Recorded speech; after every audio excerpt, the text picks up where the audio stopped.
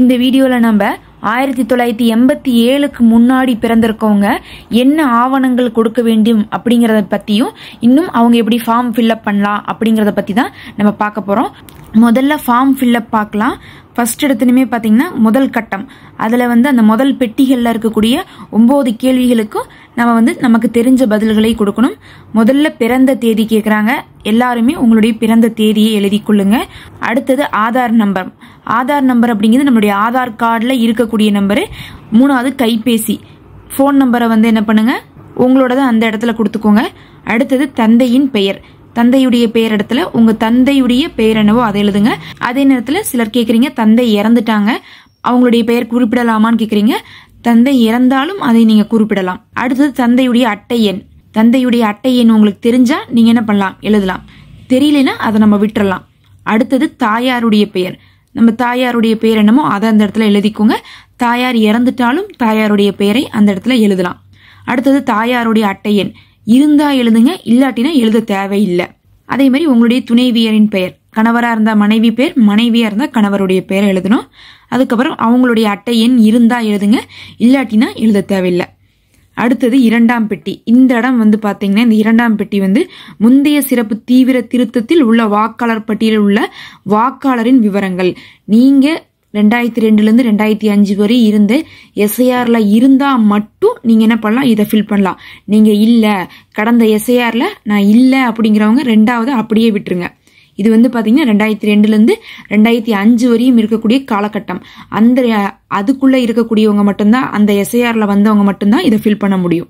ஒருவேளை நான் இருந்தேன் ஆனா இப்ப அந்த தகவல் என்கிட்ட இல்லைன்னு சொல்றவங்க ஆன்லைன்ல சர்ச் பண்ணி பாருங்க.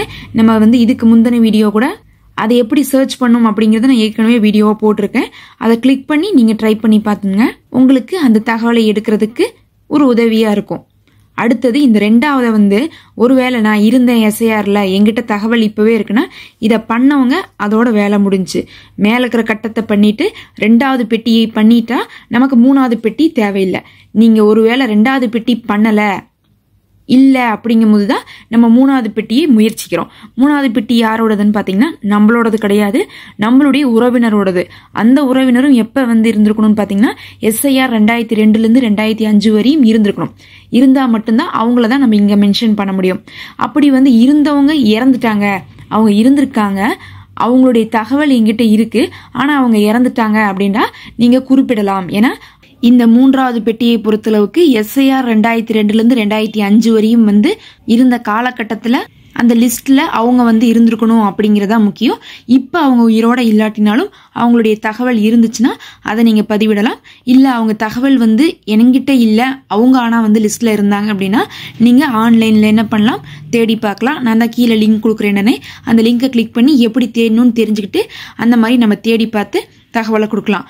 அதுல யார் யாரெல்லாம் வருவாங்கன்னா அப்பாவது கொடுக்கலாம், அம்மாவது கொடுக்கலாம், தாத்தாவது கொடுக்கலாம், பாட்டி இது கொடுக்கலாம். இந்த 4 பேரை பத்தி தான் இதுவரை சொல்லப்பட்டிருக்கு. அதே சமயத்துல கணவன் இது கொடுக்கலாமா, மனைவி இது கொடுக்கலாமா, இல்ல வேற யாரதெல்லாம் கொடுக்கறதுக்கு வாய்ப்பு இருக்குன்னு கேட்டீங்கன்னா அது நம்மளுடைய பிஎல்ஓட்ட நம்ம கேட்டுக்கணும். அதாவது இந்த ஃபார்ம் கொடுத்துருக்காங்கன்னா அங்க மேல பிஎல்ஓடைய நம்பர் இருக்கும். நீங்க ஒருவேளை அப்பாவது இல்ல அம்மாவது இல்ல அப்படிங்கும் போது தாத்தாவது இல்ல பாட்டி இது இல்ல, ஆனா என்னுடைய கணவரோடது இருக்குது, இல்ல என்னுடைய மனைவியோடது இருக்கு, என் மனைவி போன தடவை எஸ்ஐஆர் 2002 இருந்திருக்காங்க, அவங்க அந்த லிஸ்ட்ல இருந்திருக்காங்க, அவங்க தகவல் நான் கொடுக்கலாமாங்கிறத நீங்க என்ன பண்ணிக்கணும்னா உங்களுடைய பிஎல்ஓட்ட கேட்டுக்கோங்க. இந்த மூணாவது பெட்டியை மட்டும் நம்ம அவசரப்பட்டு ஃபில் பண்ணாம இருக்கிறது நல்லது. பொதுவாகவே ஃபார்ம் நம்ம என்ன பண்ணலாம், பென்சில்ல ஃபில் பண்ணிட்டு பிஎல்ஓட்ட கேட்டுட்டு நம்ம என்ன பண்ணலாம், பேனால மாத்தலாம். அப்படி பண்றது கொஞ்சம் சேஃப்டியா இருக்கும். முக்கியமா அதுல அந்த மூணாவது பெட்டி தான். ஏன்னா முதல் பெட்டியில இருக்கக்கூடிய தகவல்கள் நமக்கு தெரிஞ்சதா தான் இருக்கும். ரெண்டாவது பெட்டியில இருக்கக்கூடிய தகவல் பாத்தீங்கன்னா நாம எஸ்ஐஆர்ல இருந்தோம்னா அதை கொடுத்துருவோம். அப்ப அதை கொடுக்காதவங்க தான் மூணாவது பெட்டிக்கு போவாங்க. அப்ப ரெண்டாவது பெட்டி காலியா இருக்கிறவங்க தான் மூணாவது பெட்டிக்கு போவாங்க. அப்படி மூணாவது பெட்டிக்கு போகும்போது அடுத்தவங்களுடைய தகவல் தான் நம்ம கொடுக்குறோம், நம்மளுடைய உறவினருடைய தகவல் தான் கொடுக்குறோம்.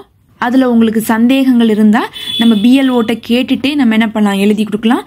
அதுவரையும் நம்ம பென்சில்ல கூட என்ன பண்ணலாம், எழுதலாம்.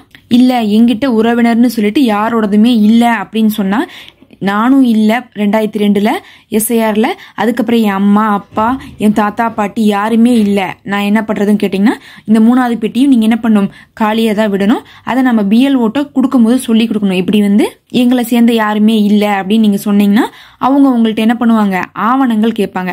ஒரு 13 ஆவணங்கள் இருக்கு, பின்னாடி இருக்கு பாருங்க இந்த ஃபார்முக்கு பின்னாடி. அதில் ஏதாவது ஒரு ஆவணத்தை மட்டும் நம்ம கொடுக்க வேண்டியதாக இருக்கும். நீங்கள் 1987க்கு முன்னாடி பிறந்தவங்களா இருக்கிறனால நீங்கள் உங்களை மட்டும் ப்ரூஃப் பண்ணால் போதும்.